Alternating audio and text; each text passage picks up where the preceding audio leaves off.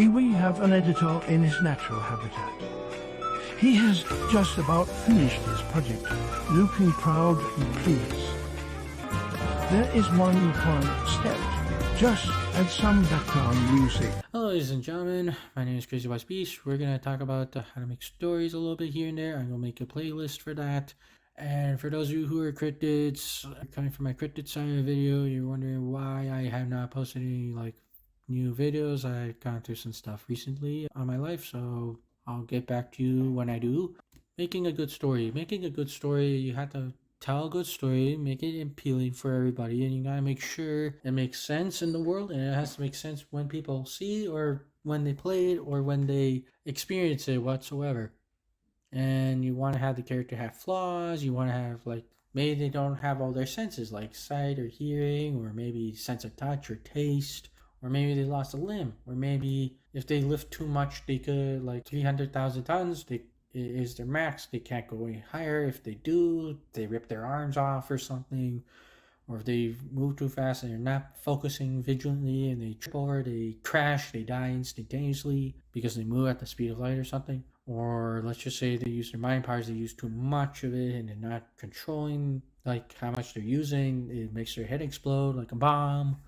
Those are weaknesses you could apply. Very ridiculously stupid weaknesses, but those are kind of weaknesses you could use that could control the character and the character knows. We all know we could die from an instant when we get hit by a car, but we all don't run at cars and pick a fight with them, do we? So try that with your character. They know they could die from their powers, but they don't use it so much that they could die from it instantaneously, and they're not stupid as fuck. And you have to decide your character. Let's just say your character is a male or a female, and let's just say they have brown eyes or they have white eyes for some reason. They're white skin, they're brown skin. It doesn't matter as long as they're good and they're interesting and you know your character's abilities and strengths and weaknesses, it'll work. We'll talk more about that in other videos. Let's just say you want to use a particular genre. Let's say you struggle with action fighting genre. Well, you might want to work a little bit more on that and practice more on that. And you might want to hone on it. Like I do with my cute drawings. I have a weakness. I cannot draw cute stuff that well. So I'm trying to practice and work on my cute drawings. Is it easy? No. Am I trying to make it fun? As best as I can. That's all you have to do when you're doing a genre. Is it easier to just do something that you're usually naturally good at? Yeah, but it's probably not the best idea. Or choose something you're second best at and try working on it. Or your fifth best. So that way you work on it and you get better. If you work on the worst thing, like let's just say you suck at mystery and you don't know how to tell a mystery, but you're good at romance, but you put too much romance in the mystery, it's not a very good mystery then.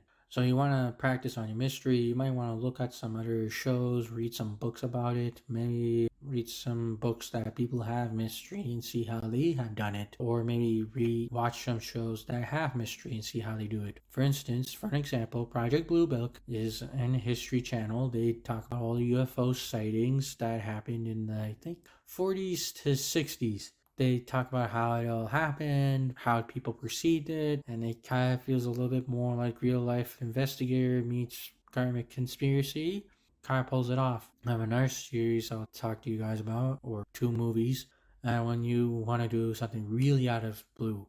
Okay, but let's just say you're not making a new character. You're working on a historical character, or maybe you're working with a fictional character or fantasy character and everyone knows who they are, even the average person does. And let's just say you're not telling it faithfully. For some reason you made them gay, or they're brown or black or Asian or white, or for some reason you made them into Siamese twins. That is insulting to the people who know this character or individual, and you might as well not do it because you're going to get yourself so much shit you won't be able to get out of. If it's a historical character, be as accurate as possible and tell it faithfully as it is. If there is something that's unique and interesting, you didn't know that didn't line up with the average person's expectations, and that's what actually how they ended up dying, tell that. That'll be interesting to people, and people will be surprised. They might question it, and they'll say, well, actually, let me Google search it. If it's true, they'll be like, okay, wow, I didn't know that. Then you educated people, and yet you get a good story on the historical event of that person. If you just mistell it, you're insulting the person who lived at that time. You're just muddying their accomplishments, achievements, and their struggles and triumphs, and their worst moments in their life. So be as faithful as you can with historical characters. How about fictional characters and or fantasy characters, and they're set in a particular way?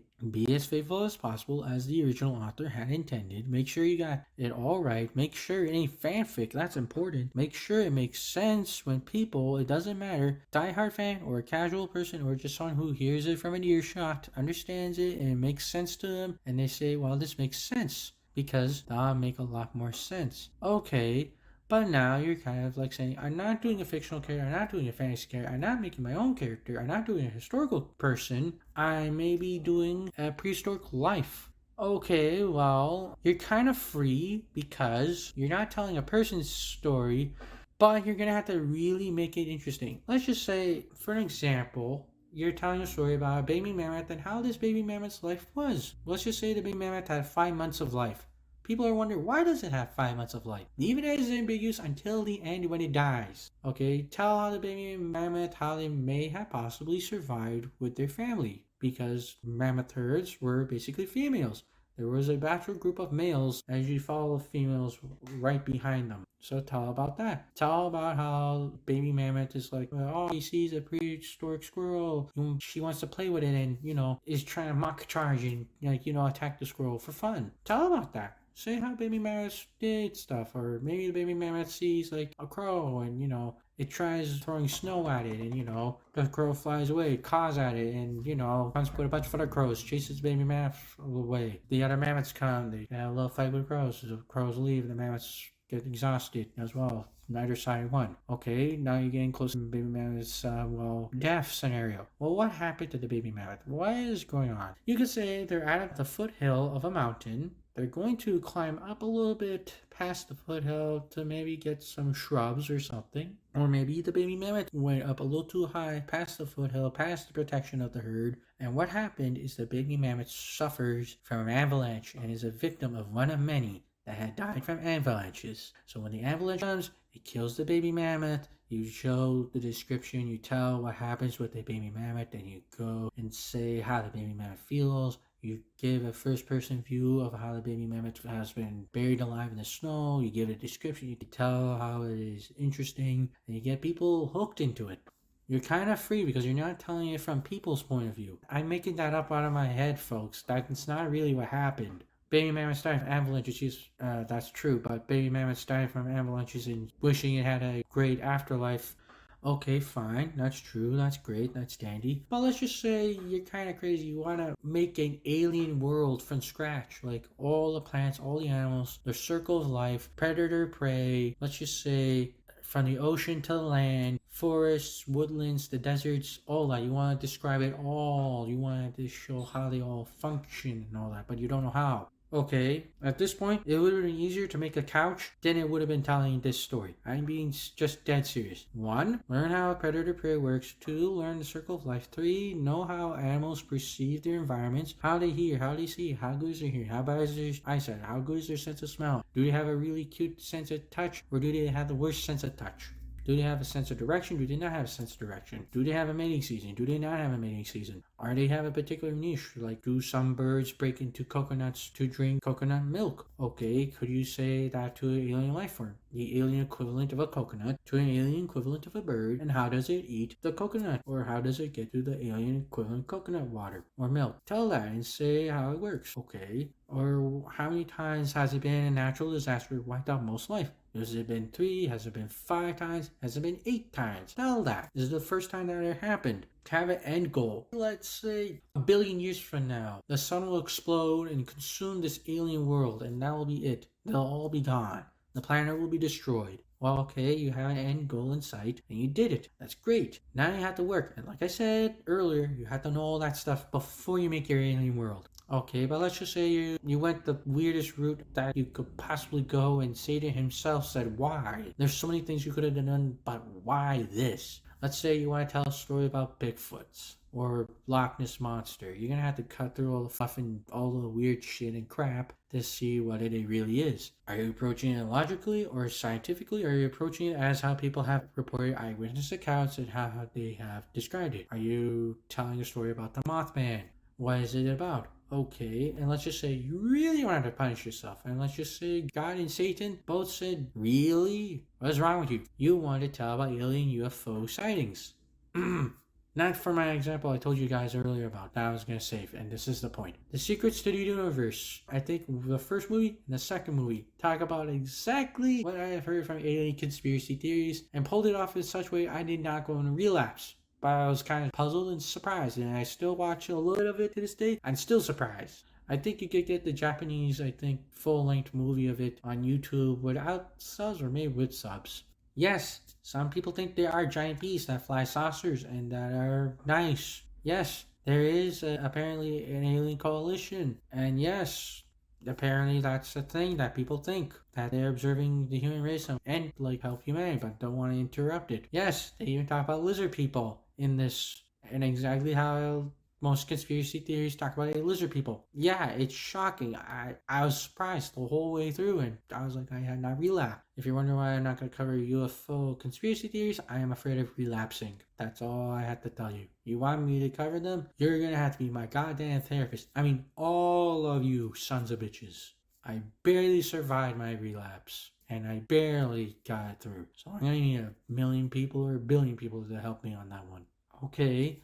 Let's just say you want to talk about bird people who travel the universe with blue orbs to Earth and tell about spiritual alignment. You're going to have to pull it off really well. You're going to have to make sure it doesn't make people like me relapse and people go into conspiracy well. And you're going to have to make sure you cut out all the shit. That's all I'm going to say. And God have mercy on you. You should have made a couch from that point onwards. And I'll see you guys later, folks, because I gotta go to reverse, upside down, sideways Vatican Church. I had to go through a place called Desert Thailand to go through a place called, I think it's called Reverse Bangkok World Bank. And I had to do a little bit of explosives detail work because they have somebody who's been stealing all the furniture and money from that place multiple times. So I'm gonna be setting up some what is this thing that guy ordered for? Remote control Pac-Man bear traps. Okay, well, I'm gonna have to figure out how that works. So later, folks. Bye. Don't forget to eviscerate the like button. Don't forget to fire the subscribe button on a rocket. Get a cable company for that. Here's my Instagram account. I like the name and keeping it. Here's my Amino. And here's also my Reddit.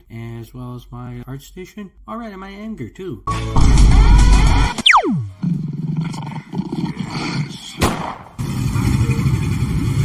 Let's